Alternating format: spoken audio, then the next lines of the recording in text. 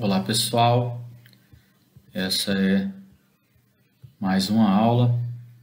Nós estamos tratando sobre quem sou eu, falando um pouco sobre identidade pessoal. Inicialmente fizemos algumas considerações, algumas perguntas, as quais você pode aí se lembrar fazendo essa leitura novamente da tela. Citamos a Marilyn Robson, que é uma autora americana, novelista, e fizemos as considerações sobre o que se diz a questão de identidade nos nossos dias, que é a ideia de ser verdadeiro consigo mesmo e apelar às questões ligadas à autenticidade. Por fim, nós trabalhamos aí um pouco dessa relação de identidade desestabilizada, que nós temos vivenciado. Concluímos com a história do pastor luterano que se tornou mártir, na época de Hitler, Dietrich Bonhoeffer. Eu quero iniciar novamente hoje com uma frase da Marilyn Robson, onde ela observa que os seres humanos têm o estranho privilégio de existir como um eu consciente ou consistente, a capacidade de falar a palavra eu e significar com ela uma rica história individual de experiência, percepção e pensamento. De fato, o que distingue os humanos de todas as outras criaturas é a habilidade de dizer eu, de olhar no espelho e conseguir se identificar no reflexo, de pensar os seus próprios pensamentos, de consciência de si mesmo. Isso quer dizer que a identidade pessoal é uma marca da humanidade. Pensar sobre si mesmo é totalmente bíblico. A Bíblia frequentemente traz narrativas ligadas à autoconsciência, ao autoconhecimento e também espera que os crentes pensem corretamente sobre si mesmos. Lemos isso no próprio apóstolo Paulo, que admoestando os cristãos da cidade de Roma, ele diz no capítulo 12, verso 3, não te consideres mais elevadamente do que deves. Não se considere superior aos outros, mas antes pensa em ti mesmo com um juízo sóbrio. Também aos Gálatas ele adverte, capítulo 6 de Gálatas, verso 3, se alguém pensa que é alguma coisa, mas não é, engana-se a si mesmo. Textos relacionados à humanidade, à identidade pessoal, aparecem em todos os tipos de literatura da Bíblia, incluindo a literatura sapiencial, chamada literatura de sabedoria, como os provérbios, até a poesia dos salmos, as narrativas e também textos apocalípticos, ligados ao fim. Nós queremos tratar e inicialmente falar um pouco sobre essa teologia bíblica da identidade pessoal e as respostas que nós queremos tentar trazer. Primeiro, o que é teologia bíblica? Nós podemos definir teologia bíblica como a interpretação teológica das Escrituras na e para a Igreja. A teologia bíblica busca analisar e sintetizar o ensino da Bíblia sobre Deus e sobre as suas relações com o mundo, com a criação, mantendo sempre a visão de uma narrativa abrangente da Bíblia e um foco cristocêntrico, e um foco em Cristo. A melhor teologia bíblica, ela tenta ler todas as partes da Bíblia em seus próprios termos, levando aí em consideração as características literárias de cada texto, de cada autor, as características teológicas, além de procurar os detalhes de cada teologia, de cada narrativa dentro das Escrituras. Nós precisamos prestar atenção ao quadro geral das Escrituras. Então, não posso pegar um texto isoladamente, eu tenho que olhar toda a Escritura, e é isso que a teologia bíblica faz. Se as nossas vidas são históricas, né, ou cheias de história. Onde é que as nossas histórias se encaixam na história de Deus, na grande história de Deus? Então, a teologia bíblica de identidade pessoal, como toda teologia evangélica, ela deve ser uma teologia orientada pelo Evangelho, ou seja, a relevância do Senhor Jesus Cristo, que é o último Adão, para o futuro da humanidade.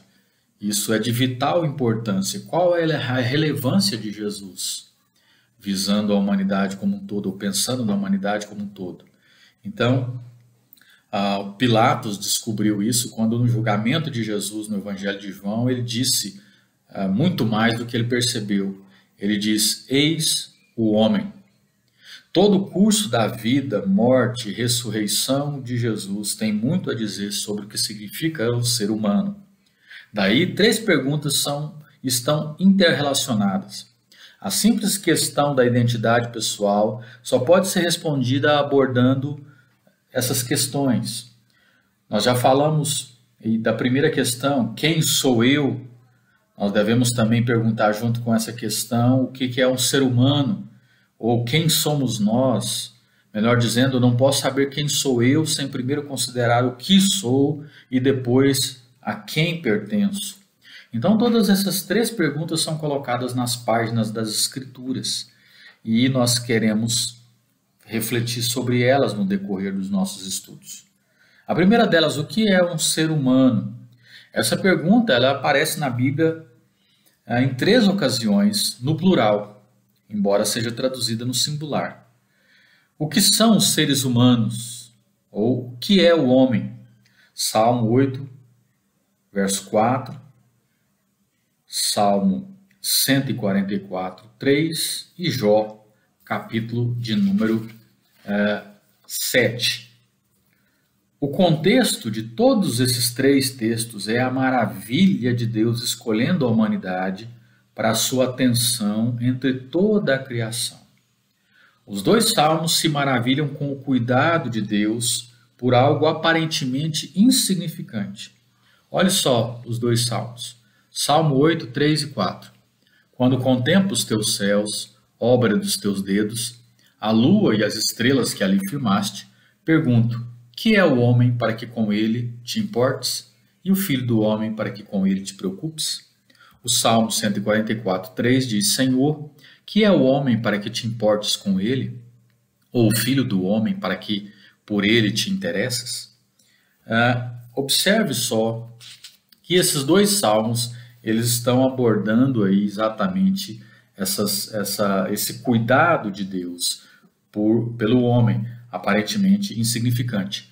Jó, por outro lado, ele não consegue entender por que Deus daria tanta atenção a algo tão inconsequente quanto os seres humanos.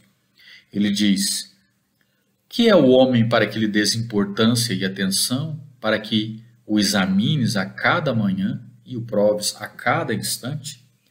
Considerando que Jó não recebe uma resposta de Deus para sua pergunta, pelo menos não até a resposta de Deus a toda a situação de Jó, né, que acontece do capítulo 38 ao 41, as respostas para a questão da identidade e o status dos seres humanos aparecem nos 2 salmos, nesses versos que lemos. No Salmo 8, com uma alusão clara ao relato da criação, em Gênesis capítulo 1, o salmista relembra a posição de honra da humanidade e a nossa responsabilidade sobre Deus, nesse mundo de Deus. Os versos 5 e 6 trazem essa ideia. Tu o fizeste um pouco menor do que os seres celestiais e o coroaste de glória e de honra. Tu o fizeste dominar sobre as obras das tuas mãos, sob os seus pés tudo puseste. A resposta do Salmo 144 aponta numa direção diferente, reforçando aí a condição da humanidade como meros mortais nessa sua existência transitória e temporária. O Salmo diz, e continua dizendo, o homem é como um sopro, seus dias são como uma sombra passageira. Observe que ambos os salmos, nós temos aí, na verdade, 2 respostas para a pergunta o que é um ser humano. Se você observar os salmos, as 2 respostas estão claras. Os seres humanos são aqueles sobre os quais Deus está atento, aqueles de quem ele se lembra, essa é a palavra hebraica, e com quem se preocupa. A posição elevada da humanidade, descrita aí nos versos 5 a 6, depende de Deus nos conhecer em primeiro lugar. O mesmo é apresentado no Salmo 144, onde ser conhecido por Deus também faz parte da resposta à pergunta: o que é um ser humano? Novamente, os humanos são aqueles por quem Deus se preocupa. Olha só o Salmo 144. E sobre quem ele pensa. Esse verbo aí, para que te importes, é a ideia de cuidar, né? Geralmente é traduzido como saber, significa aqui que Deus nos percebe. Ou seja, em outras palavras, os seres humanos são aqueles de quem Deus toma conhecimento, aqueles que são conhecidos por Deus. Então, essa seria a resposta a essa primeira pergunta: o que é um ser humano? O ser humano é aquele de quem Deus se lembra, aquele com quem Deus se preocupa, é aquele sobre quem Deus pensa, é aqueles que são conhecidos por Deus. Continuamos. Quem sou eu? É a nossa próxima questão. A pergunta exata, quem sou eu, ela é apresentada a Deus por Moisés e Davi nos momentos onde eles sentiram o peso da tarefa que Deus designou para que eles fizessem. Respondendo aí à comissão de confrontar Faraó, Moisés pergunta: quem sou eu para ir diante de Faraó? Ou seja, ele estava dizendo: quem sou eu para assumir essa responsabilidade que o Senhor está me dando? Quem sou eu para assumir essa responsabilidade? Davi faz a mesma pergunta por razões semelhantes na entrega da aliança davídica e na construção do templo. Um exemplo final ocorre quando Davi recebe a notícia assustadora de que ele iria casar-se com a filha de Saul. E ele diz: quem sou eu e qual é a minha família, o meu clã Israel, para que eu me torne genro do rei? Ora, as respostas, que respostas Moisés obteve? Que resposta Davi obteve? Saul não respondeu a pergunta de Davi. Aparentemente considerou essa uma pergunta retórica, um sinal de modéstia. Deus, da mesma forma, considera a pergunta de Moisés como uma dúvida sobre si mesmo, como uma expressão do seu senso de inadequação. A resposta de Deus é assegurar a Moisés que ele estará com ele quando Moisés encontrar Faraó, ou seja, Deus estaria com ele. A pergunta de Davi, com a perspectiva de construir o templo, é uma expressão da sua própria indignidade, insuficiência. A garantia vem de lembrar que tudo vem e pertence a Deus. E aí a resposta mais intrigante para a pergunta de Davi, quem sou eu? Ela se encontra em 2 Samuel, capítulo 7, versos 18 e 19. Então você tem aí Deus dizendo para Moisés, Moisés falando: quem sou eu para assumir essa responsabilidade? Deus dizendo: olha, eu vou estar com você, né? Moisés sente a sua inadequação, e você tem Davi aí agindo de forma retórica ou em modéstia. Não temos aí a consideração de Saul, mas quando ele pergunta quem sou eu, em 2 Samuel 7, quando em resposta à notícia de que em vez de construir uma casa para Deus, no sentido de um edifício físico, Deus construirá uma casa para Davi, né? No sentido da dinastia davídica. Mais uma vez, essa pergunta ela é reveladora. Olha só, então o rei Davi entrou no tabernáculo, assentou-se diante do Senhor e orou: quem sou eu, ó soberano Senhor, e o que é a minha família para que me trouxestes a esse ponto? E como se isso não bastasse para ti, ó soberano Senhor, também falaste sobre o futuro da família deste teu servo. Próximo verso, Davi responde ele mesmo à pergunta: o que mais Davi pode te dizer? Deus conhece. É isso que ele vai dizer. O que mais eu posso dizer ao Senhor? O Senhor conhece o seu servo. Tu és o soberano, Senhor. É isso que ele está dizendo nesse texto. Davi, a pergunta quem ele é, a resposta é: ele é conhecido por Deus. Ou seja, ele fala: quem sou eu, soberano Senhor? Se isso não bastasse, o Senhor tem falado o futuro desse seu servo. Ou seja, o que mais eu posso te dizer? O Senhor me conhece. Então a resposta se encontra em Deus. Ainda, por fim, quem somos nós? São questões que, essas 3 questões nós vamos estar levantando no decorrer dos nossos estudos. Eu não estou respondendo elas agora, só estou levantando essas questões e trazendo algumas primeiras considerações bíblicas. Uma outra pergunta é: quem somos nós? Os seres humanos são meros indivíduos? Que papel os outros têm em nos definir ou em definir quem nós somos?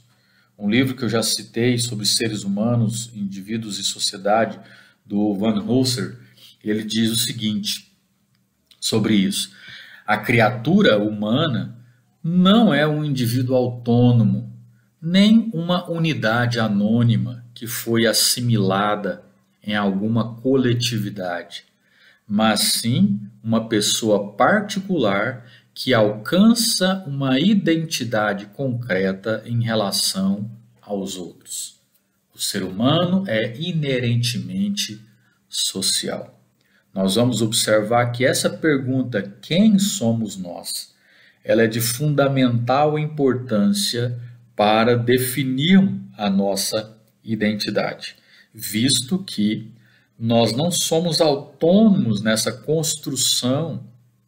Existe uma assimilação do coletivo, nós alcançamos essa identidade na relação com o outro, seja esse outro Deus, seja esse outras pessoas, seja esse outro a matéria, os objetos materiais. Nós vamos refletir sobre isso. Essa observação que ele faz vai ao cerne, ao núcleo de uma resposta bíblica à questão da identidade pessoal. Embora a pergunta quem somos nós não apareça na Bíblia com tantas palavras, tanto o Antigo quanto o Novo Testamento trazem uma abundância de respostas a essa pergunta, se referindo à identidade do povo de Deus. Por exemplo, quando é dito a Israel, Êxodo 19, verso 6, vós, no plural, vós sereis para mim um reino de sacerdotes e uma nação santa. Está respondendo a pergunta quem somos nós para o povo? E assim por diante. A igreja é informada de que nós somos a igreja de Deus. Nós somos o corpo de Cristo. Nós somos o templo de Deus e assim por diante. Podemos ler Atos 20, 28, Romanos 7, 4, 1 Coríntios 3, 16. Leia esses textos. De novo, uma consideração do livro Seres Humanos, Individual e Social. O Van Husser, ele traz essas palavras. A pessoa humana é irredutivelmente individual e constitucionalmente interrelacionada. Enquanto os indivíduos são definidos em termos de sua separação de outros indivíduos, as pessoas são entendidas em termos de suas relações com outras pessoas. Então, observe o que ele está dizendo.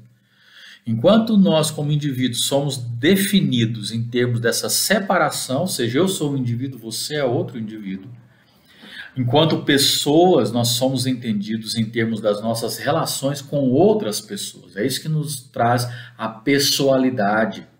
Então, como indivíduos, a individualidade é que traz a separação, a diferença. A pessoalidade traz a igualdade, a relação. Ele continua dizendo: eu sou filho em relação aos meus pais, marido em relação à minha esposa, pai em relação aos meus filhos, vizinho em relação aos que moram perto de mim, professor em relação aos meus alunos, criatura em relação a Deus e discípulo em relação a Cristo. e assim vai. Então, se em nossos dias a angústia de identidade atinge proporções epidêmicas, as pessoas não sabem quem elas são, nem quem nós somos, né? Nem individualmente, nem coletivamente. As pessoas não sabem o que é um ser humano. Por exemplo, questões relacionadas ao aborto, elas estão claramente mostrando da perspectiva de cada indivíduo se é pró-vida, né? Ou pró-aborto. O que as pessoas estão dizendo basicamente é o que é o ser humano, o que é a pessoa, nessas considerações pelo feto, por exemplo, ou pela mãe, né? Então são respostas que estão sendo dadas, e muitas vezes nós não percebemos, respostas que estão sendo dadas à pergunta: quem somos nós? O que é uma pessoa para mim? O que é uma pessoa para você? Então, nessa sociedade que procura esse senso de identidade, é difícil nós percebermos algo estável, algo satisfatório. Onde é que nós devemos procurar isso? Essa estabilidade. Então, na nossa sociedade ocidental, muitos argumentam que o ser humano é, por exemplo, um animal inteligente. É o produto de uma longa cadeia evolutiva, né? Essa ideia de evolução. Por outro lado, nós definimos os seres humanos como criados, como conhecidos, como cuidados por Deus. É o que você tem aí diante de você. Essa é uma boa definição para nós caminharmos para o final dessa lição. Quando nós pensamos sobre os seres humanos, nessas respostas, o que é um ser humano, quem sou eu, quem somos nós, o que nós vamos tratar basicamente é isso. Esse é o nosso pressuposto básico. Então, nós não somos animais inteligentes, não fazemos parte da evolução, nada disso. Nós vamos considerar que as escrituras, partindo de uma teologia bíblica, a Bíblia defende os seres humanos, ou define, perdão, os seres humanos como criados, e isso aponta que há um Criador, conhecidos, ou seja, isso aponta que esse Criador pensa, se preocupa, tem atenção sobre essa criação, e, por fim, cuida. Então, essa é a providência. Então, os seres humanos são criados, conhecidos e cuidados por Deus. Agora, quais são as implicações dessas ideias contrastantes para nós, como indivíduos, e para a sociedade como um todo? Quais são as implicações disso, de acreditar nisso? Nessa era de mídia social, onde muitas vezes a nossa marca pessoal, a nossa imagem online, ela é cuidadosamente construída, a gente constrói isso e valoriza cada vez mais, as pessoas valorizam muito mais essa imagem construída online.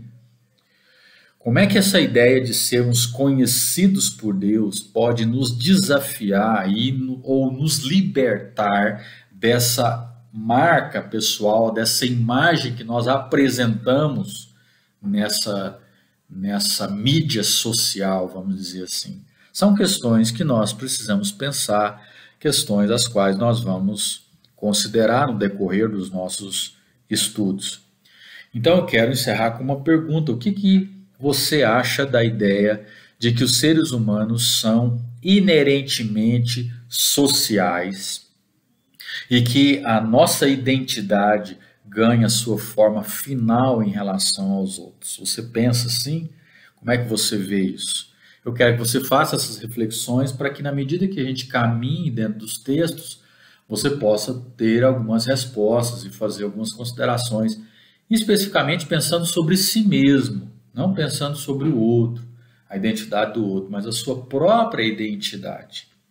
Como é que você responde à pergunta, por exemplo, a quem eu pertenço? Como é que você responde essa pergunta, né? A quem eu pertenço? Essa é uma questão que é divisora quando nós pensamos na teologia bíblica da identidade. Eu quero encerrar essa aula aqui e nós vamos continuar na próxima quarta-feira fazendo outras considerações ainda dentro dessa abordagem bíblica da identidade pessoal. Mas antes de eu lançar a aula de quarta-feira, eu vou, talvez na segunda ou no fim de semana, jogar mais uma aula, agora uma aula mais científica, psicológica, social, filosófica, sobre o que a ciência pensa sobre identidade, né? Que a gente ouve muito falar sobre identidade, o que tem se pensado sobre isso. Então essa é uma aula também importante, embora não sejam considerações bíblicas, ela é uma aula importante para você abrir a sua compreensão sobre a questão da identidade pessoal.